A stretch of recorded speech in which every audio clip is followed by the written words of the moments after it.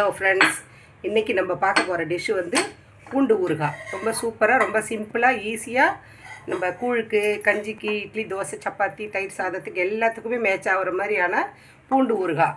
இதை எப்படி செய்யலான்னு சொல்லிட்டு பார்க்கலாம் வாங்க. வணக்கம். இன்றைய பதிவில் நம்ம ஒரு ஈஸியாக, ரொம்ப சூப்பரான, ஈஸியாக செய்கிற பூண்டு ஊறுகாய் ரெசிபி எப்படி செய்யலான்னு சொல்லிட்டு பார்க்க போகிறோம். இப்போ அதுக்கு நான் முதல்ல கடாயை சூடு பண்ணி 1 ஸ்பூன் அளவு கடுகு போட்டிருக்கிறேன். 2 ஸ்பூன் அளவுக்கு வெந்தயம் சேர்த்துருக்கேன். இது ரெண்டையும் நல்லா செவக்க வறுத்து தனியாக எடுத்து வச்சுக்கலாம்.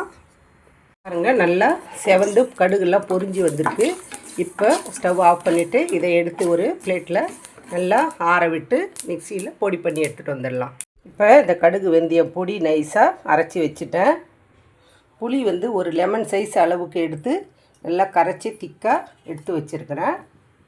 வானலில் வந்து பூண்டு எந்த கப்பில் எடுத்தனோ அதே கப்பில் ஆயில் ஊற்றிருக்கிறேன். நான் வந்து ரைஸ் பிராண்ட் ஆயில் தான் ஊற்றிருக்கேன். நீங்கள் வந்து நல்லெண்ணெயில் தாளிச்சிங்கன்னா ரொம்பவே நல்லாயிருக்கும். இல்லைன்னா நீங்கள் சமையல் பண்ணுற எந்த எண்ணெயோ அதிலேயே பண்ணிக்கலாம். இதுக்கெல்லாம் வந்து ஊறுகாயிட்டுக்கெல்லாம் கொஞ்சம் எண்ணெய் அதிகமாக தேவைப்படும். எண்ணெய் நல்லா காயட்டும்.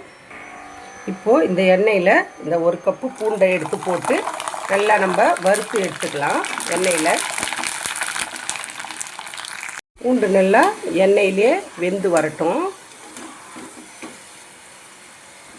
நீங்கள் பூண்டு நல்லா விலை மலிவாக இருக்கிற சமயம் பார்த்து நம்ம இதுமாரி வாங்கி வச்சுக்கிட்டு இதுமாரி செய்து வச்சுக்கிட்டோன்னா ஒரு சமயத்தில் சைட் டிஷ்ஷாகவும் இருக்கும், மெயின் டிஷ்ஷாகவும் நம்ம சாதத்துலேயும் போட்டு பிசைஞ்சு சாப்பிட்லாம். இட்லி தோசைக்கெல்லாம் மேட்சாகவே இருக்கும். இப்போ இந்த பூண்டு வந்து நல்லா வதங்கிடுச்சு. இப்போ நம்ம எண்ணெயை வடிச்சிட்டு இதை எடுத்துக்கலாம்.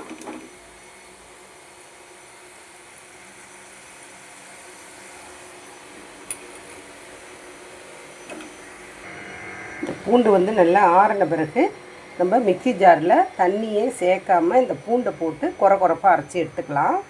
பாருங்கள், இதில் வந்து இதுக்கு தேவையான அளவுக்கு கல் உப்பு நான் போட்டிருக்கிறேன். இது வந்து அரைச்சிக்கலாம். நீங்கள் சால்ட் உப்பு போட்டிருக்கனாலும் போட்டுக்கலாம். இப்போ இதை அப்படியே சேர்த்து கொஞ்சமாக குறப்பாக அரைச்சிட்டு வந்துடலாம். பாருங்கள், பூண்டு வந்து நல்லா தெரியும் உங்களுக்கு எந்த அளவு குறப்பாக அரைச்சிருக்கிறேன்னு சொல்லிட்டு பாருங்கள்.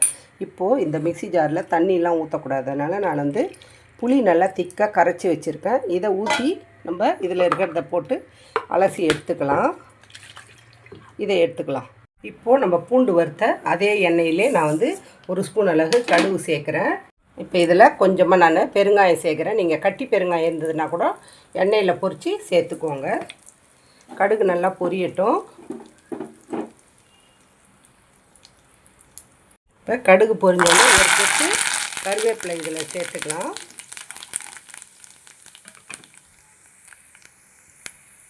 அதுக்கப்புறம் நம்ம அரைச்சி வச்ச பூண்டை சேர்த்துக்கலாம். பூண்டை சேர்த்து நல்லா எண்ணெயில் வதக்கிக்கலாம். பூண்டு போட்டோடனே கொஞ்சம் அடி பிடிக்கிற மாதிரி இருக்கும். கொஞ்சம் ஸ்லோவாக வச்சுட்டு பண்ணுங்கள். இப்போது இந்த பூண்டு வந்து நல்லா இந்த எண்ணெயிலே வதங்கிட்டுருக்கு. ஏற்கனவே வதக்கினது தான். இப்போ வந்து இதுக்கு தேவையான அளவு 2 ஸ்பூன் அளவுக்கு காரப்பொடி சேர்த்துருக்குறேன். நான் உப்பு வந்து நான் பூண்டுலேயே சேர்த்து அரைச்சிட்டேன். உங்களுக்கு பார்த்துருப்பீங்க. உப்பு நீங்கள் சால்ட் உப்பு போடுறதுனா இந்த ஸ்டேஜில் போட்டுக்கோங்க. உங்களுக்கு காரம் எப்படி வேணுமோ அதுக்கு தகுந்தா போல் போட்டுக்கோங்க. இப்போ வந்து நல்லா எண்ணெயிலே போடும்போது தான் உங்களுக்கு வந்து இந்த தூள் வந்து காரம் வந்து கலர் வந்து இந்த கலரில் வரும். இப்போ வந்து நம்ம கரைச்சி வச்சுருக்க புளி தண்ணியை சேர்த்துக்கலாம். மிக்சியிலேருந்து கழுவி எடுத்துருக்கேன் இந்த தண்ணியை. புளி தண்ணியே ஊற்றி தான் கழுவுனேன். இல்லை எக்ஸ்ட்ரா தண்ணிலாம் நம்ம சேர்க்கக்கூடாது. இப்போ இது நல்லா அப்படியே சுருளை வதங்கி எண்ணெய் பிரிஞ்சு வரட்டும். நம்ம அப்புறம் பார்க்கலாம். இப்போ பாருங்கள், நல்லா வந்து நம்ம ஊற்றின புளித்தொக்கு நல்லா வந்து திக்காக ஊற்றினேன். அது நல்லா வந்து சுருளை வந்துருச்சு. இப்போது வந்து இதில் நம்ம பொடிச்சு வச்சுருக்க கடுகு வெந்தய பொடி, இதுதான் வந்து ஊறுகாய்க்கு வாசனை கொடுக்கறது, டேஸ்ட் கொடுக்கறது இதுதான். இதை போட்ட பிறகு ரொம்ப நேரம் கொதிக்க விடக்கூடாது. அதுக்கப்புறம் 1 ஸ்பூன் அளவுக்கு நாட்டு சர்க்கரை இல்லைன்னா வெல்லம். இது வந்து இந்த உப்பு, காரம், புளிப்பு இதெல்லாம் வந்து எடுத்து கொடுக்கறதுக்காக 1 ஸ்பூன் வெல்லம், நாட்டு சர்க்கரை எது வேணாலும் சேர்த்துக்கலாம். இப்போ இதெல்லாம் கிளறி விட்டு அடுப்பு ஆஃப் பண்ணிட வேண்டியது தான். அவ்வளோதான். ரொம்ப சிம்பிள், ரொம்ப ஈஸியாக சூப்பராக ட்ரெடிஷ்னலாக பூண்டு ஊறுகாய் ரெடி ஆகிடுச்சு. ஆடி மாதம் கூழுக்கு எல்லாத்துக்குமே மேட்சாக இருக்கும். சூப்பராக இருக்கும். கண்டிப்பாக ட்ரை பண்ணி பாருங்கள். நம்ம சேனலில் கதம்பம் 2.0 யாரெல்லாம் சப்ஸ்கிரைப் பண்ணி வச்சுருக்கீங்க, சப்ஸ்கிரைப் பண்ணாமல் பார்க்குறவங்க எல்லாருக்குமே ஆடி மாத திருநாள் தெய்வ திருநாள் வாழ்த்துக்கள். இப்போ அடுப்பு ஆஃப் பண்ணிடலாம்.